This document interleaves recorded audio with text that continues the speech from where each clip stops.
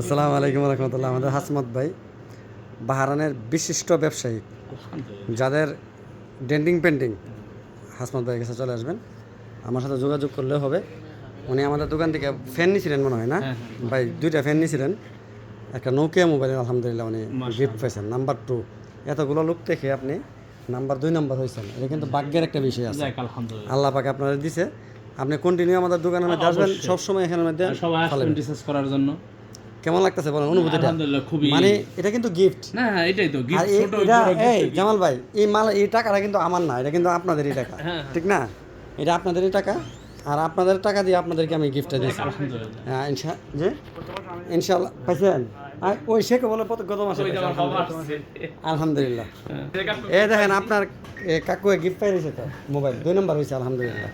যারা আমার ভিডিওটা দেখছেন সবাইকে বলবো যে চলে আসুন এসডি ফোন এন্ড ট্রেডিং এ। শুকরিয়া।